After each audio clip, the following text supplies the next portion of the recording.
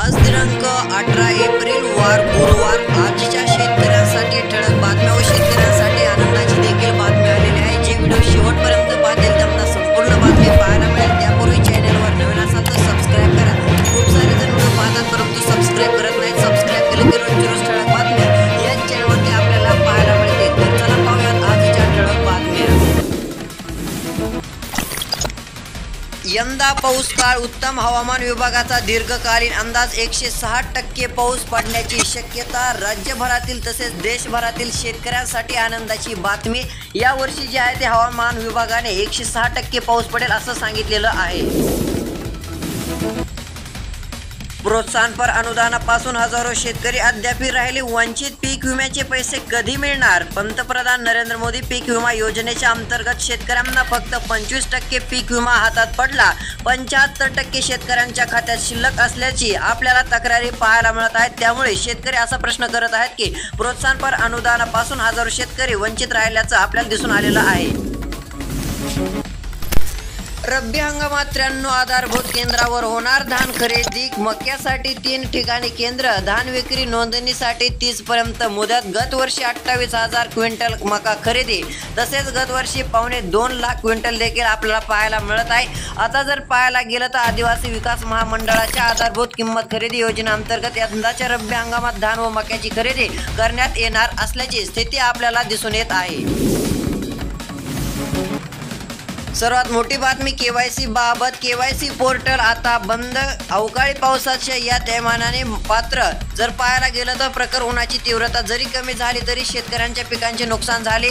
10 दिवसांपासून KYC portal बंद असल्यामुळे शेतकऱ्यांना शासकीय मदतीचा लाभ झालेला नाहीये अशी स्थिती आपल्याला पाहायला मिळत आहे। सध्या जर पाहायला गेलं तर भरपूर ठिकाणी आपल्याला केवायसी पोर्टलच बंद असल्याची स्थिती दिसून येत आहे। त्यामुळे शेतकरी वर्गामध्ये नाराजीचे वातावरण आहे। आष्टी तालुक्यात अवकाळीचा तडाखा। झाडे पडली, पत्रे उडाले, कैऱ्यांचा सडा, खांब कोसळल्याने वीज पुरवठा खंडित। फळबागांचेही झाले नुकसान। नुकसानीचे पंचनामे करून मदत द्यावी। सध्या पाहायला गेलं तर अशी स्थिती पाहायला मिळत आहे। व शेतकरी मित्रांनो एकंदरीत सांगण्यात येत आहे की आष्टी तालुक्यामध्ये मोठ्या प्रमाणात नुकसान झालेले आहे तसेच कैऱ्याचा सडा देखील पडलेला आहे व या ठिकाणी अवकाळी पावसाचा जोर देखील कायम आहे। नापिकी कर्जामुळे शेतकऱ्यांचे मनोबल खचले। तालुक्यात गेल्या महिन्याभरापासून जे आहे ते कर्जे व नापिकीस कंटाळून शेतकऱ्यांनी आत्महत्या केल्याच्या घटना समोर आलेल्या आहेत। त्यातली त्यात जर पाहायला गेलं तर संरक्षण अनेक कारणे असल्याची पाहायला मिळत आहेत। तसेच पाहायला गेलं तर प्राथमिक चौकशीचा अहवाल शासनाकडे आलेला आहे। अपेक्षित उत्पन्न देखील नाही अशी स्थिती आपल्याला शेतकऱ्यांबाबत पाहायला मिळत आहे। त्यामुळे असेच वातावरण झालेले आहे व नापिकी कर्जामुळे शेतकऱ्यांचे मनोबल खचलेले आहे।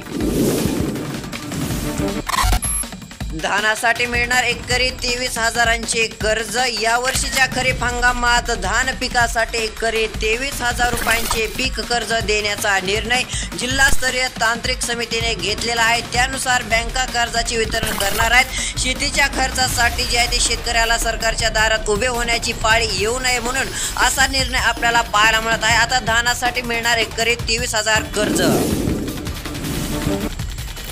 कापूस दराबाबत छोटेसे अपडेट। कापसाला अकोट जिल्हा अकोला या ठिकाणी आज 8,100 रुपयांपर्यंत बाजारभाव मिळत आहे। या ठिकाणी जे आहे ती कापूस दरामध्ये चढ उतार सुरू असल्याची स्थिती आपल्याला दिसून येत आहे। मागील काही दिवसांपासून जर पाहायला गेलं तर चढ उतार सुरू आहे व मागच्या काही दिवसापूर्वी 8,400 पर्यंत बाजारभाव गेलेले होते परंतु आता कमी झालेले आहेत। तर मानव त्या ठिकाणी 7,800 रुपयांचा दर मिळत असल्याची स्थिती आहे। आत्ताची मोठी बातमी अवकाळी नुकसान झालेल्या शेतकऱ्यांना भरपाई द्या शेतकऱ्यांची मागणी। जर पाहायला गेलं तर मागील आठवड्याभरात झालेल्या वादळी पावसासह गारपिटीने शेतकऱ्यांचे मोठ्या प्रमाणावर नुकसान केलेले आहे। जवळपास 55,598 हेक्टर क्षेत्रावरील पिकांचे नुकसान झाले आहे। त्यामुळे जिल्हा प्रशासनाने तातडीने नुकसानग्रस्त भागाची पाहणी करून शेतकऱ्यांना आर्थिक मदत देण्यात यावी अशी मागणी शेतकरी करत आहेत। अशी स्थिती आपल्याला अमरावती या ठिकाणी देखील पाहायला मिळत आहे। बाजार समितीत तुरीला 11,700 रुपयांचा भाव। कापूस सोयाबीन भाव परिस्थिती जैसे ते तैसे। यावर्षी खरीप हंगाम जे आहे ती दरम्यान आलेला आहे। अवेळी पाऊस जिल्ह्यातील तुरीच्या पिकांचे नुकसान झालेले आहे। त्यातली त्यात त्यामुळे जिल्ह्यात तुरीच्या उत्पादनात घट झालेली आहे। दरम्यान 8 दिवसांपासून तुरीचे दर कृषी उत्पन्न बाजार समितीत प्रति क्विंटल आपल्याला 12,000 रुपयांपर्यंत पाहायला मिळत आहे। तसेच पाहायला गेलं तर 15 एप्रिल रोजी या दरात क्विंटल मागे 300 ते 400 रुपयांची घट आलेली असून 11,100 ते 11,700 रुपयांपर्यंत भाव खाली आल्याची स्थिती आपल्याला दिसून आलेली आहे। सध्या स्थितीला बाजार समितीत तुरीला 11,700 रुपयांचा दर आहे।